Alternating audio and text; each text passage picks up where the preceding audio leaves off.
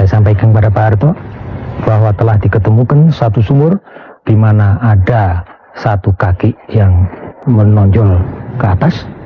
Saya tidak tahu itu kakinya siapa. Saya tidak pula mengetahui berapa orang yang ada di dalam itu dikuburkan. Mungkin Bapak dapat menjelaskan bagaimana situasi di lubang buaya pada waktu itu dan siapa yang memberitahukan pertama kali, Pak?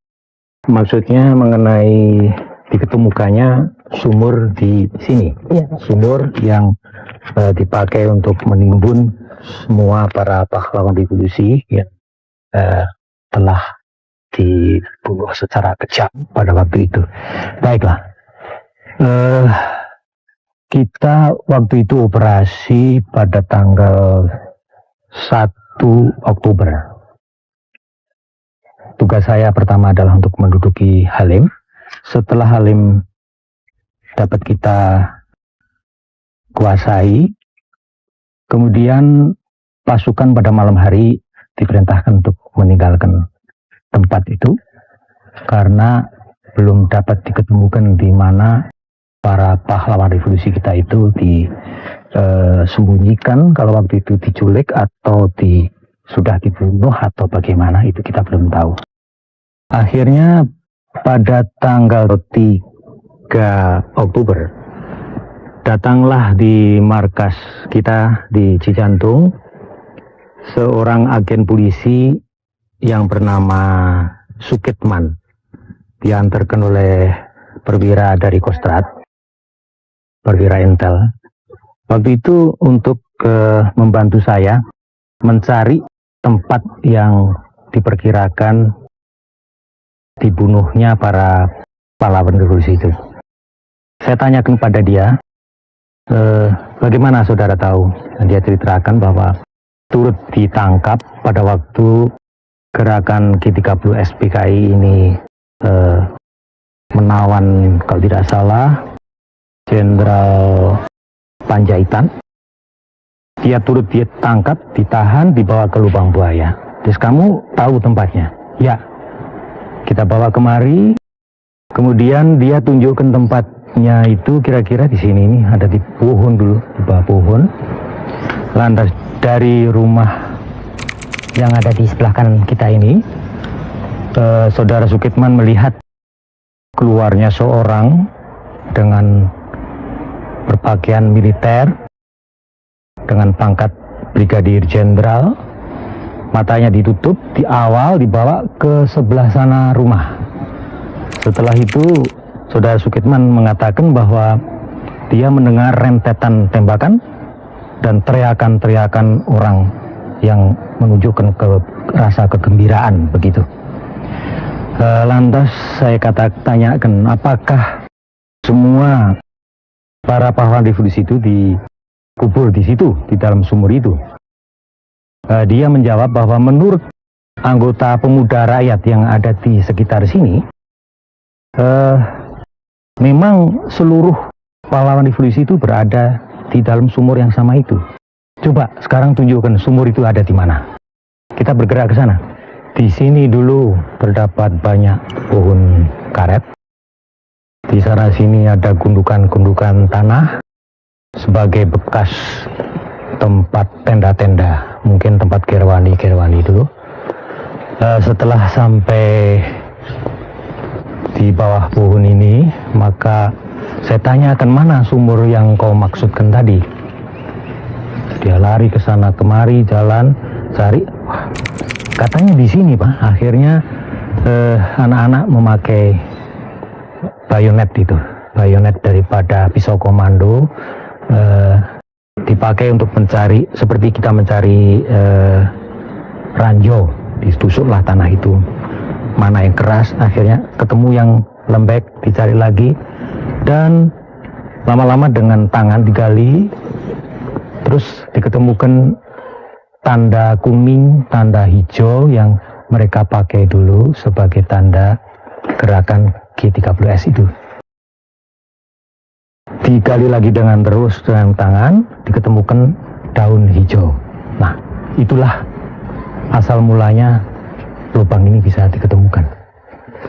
Pada jam 13 malam, tanggal 3 itu, Mayor CI melaporkan kepada saya bahwa telah diketemukan satu kaki kelihatan menonjol ke atas. Dilaporkan kepada saya saksikan di sini, kemudian saya perintahkan penggalian supaya dihentikan. Sebab saya harus melapor kepada Pak Harto. Malam itu juga saya menuju ke Kostrad. Saya sampaikan kepada Pak Harto bahwa telah diketemukan satu sumur di mana ada satu kaki yang menonjol ke atas. Saya tidak tahu itu kakinya siapa. Saya tidak pula mengetahui berapa orang yang ada di dalam itu dikuburkan. Namun barangkali lebih baik kalau saya stop agar dokumentasi bisa dibuat secara lengkap dan bisa disaksikan sendiri oleh Pak Harto. Pada hari ini, tanggal 4 Oktober 1965, kita bersama-sama dengan mata kepala masing-masing telah menyaksikan suatu pembongkaran daripada penanaman jenazah para jenderal kita, ialah 6 jenderal dengan 1 perwira pertama dalam suatu lubang sumur lama. Sebagaimana saudara-saudara telah maklum bahwa jenderal-jenderal kita dan perwira pertama kita ini telah menjadi korban daripada tindakan-tindakan yang biadab dari petualang-petualang yang dinamakan Gerakan 30 September.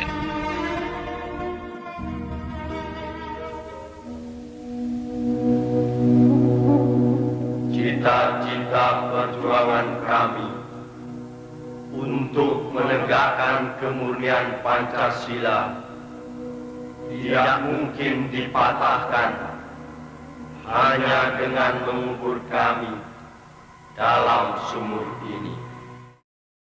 Selamat mendengarkan dan tetap merdeka.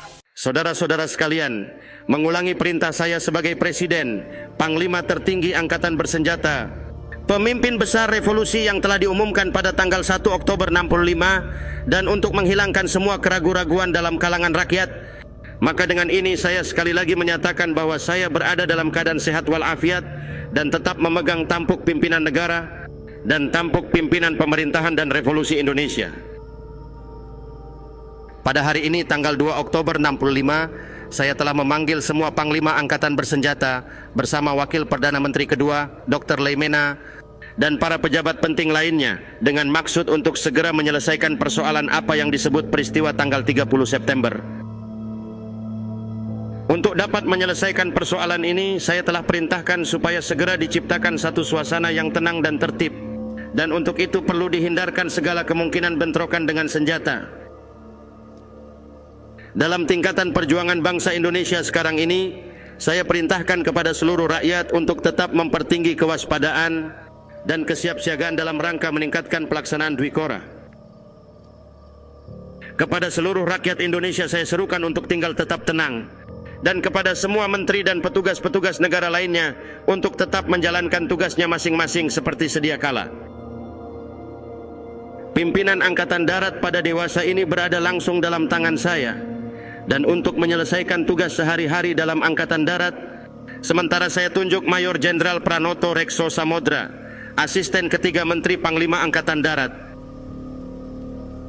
untuk melaksanakan pemulihan keamanan dan ketertiban yang bersangkutan dengan peristiwa tanggal 30 September tersebut. Telah saya tunjuk Mayor Jenderal Soeharto, Panglima Kostrad, sesuai dengan kebijaksanaan yang telah saya gariskan. Saudara-saudara sekalian, marilah kita tetap membina semangat persatuan dan kesatuan bangsa.